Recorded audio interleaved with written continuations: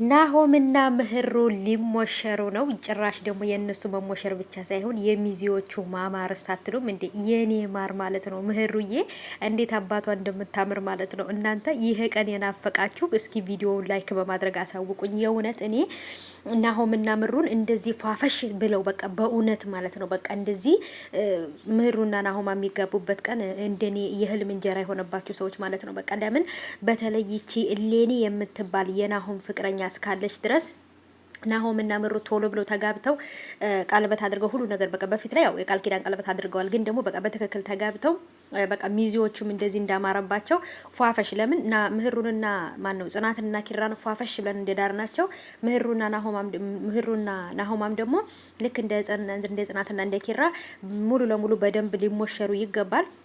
ያው እንግዲህ እንዳያችሁት እኔ ስራዬ ነው። በተለይ እነሱን ማሰማመር እነሱን ቆንጆ ማድረግ ያው የኔ ዋነኛው ስራዬ ስለሆነ ጽናትዬንና ኪራዬም ደግሞ ከዚህ ካሉበት ጭቅጭቅ ነገር ወጥተው በሰላም በፍቅር እንደሚመጡ ተስፋ እናደርጋለን። ያ ቀን ናፍቆናል።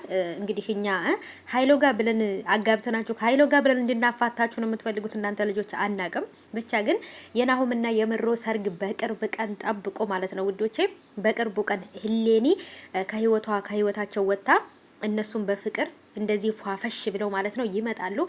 ዝግጅት ላይ ናቸው ማለት ነው ውዶቼ። እና ሰምታችኋል እንግዲህ ያው ከየት እንዳመጣው ታውቁታላችሁ እናንተምና ኪራ ደግሞ ማለት ነው ወይኔ ጽናትና ኪራ በኢንተርቴንመንት እንትን ላይ የተለቀቀው ሙዚቃ ማለት ነው። ኦ ማይ ጋድ እናንተ ውበት ከየት ነው? በቃ ያው ጽናትና ኪራ የእውነት ፍቅረኛሞች እንደሆኑ ከዚህ በፊትም ነግሬያችኋለሁ። እና ግን በቃ እኔ እንጃ አንዳንድ ጊዜ ሁሉም መስምትን ማለት ይችላል ማለት ነው። ኦ ማይ ጋድ እና ሀባይቦቼ በቃ ሁሉም የተጣመረላቸው በቃ ከውበት ጋር ከሁሉም ነገር ጋር እና የእውነት ኒንጃ ጽናትንና ኪራን ድራማው ራሱ ቢያልቅ ማለት ነው እነሱን መርሳት አልችልም ማለት ነው። የእውነት ነው የምላችሁ በቃ የወደድኳቸው በድራማ ውስጥ የወደድኳቸው ጥንዶች እነሱ ናቸው። እና እንደኔ የምትወዷቸው ቪዲዮ ላይክ እና ቻናሉን ሰብስክራይብ አድርጉ።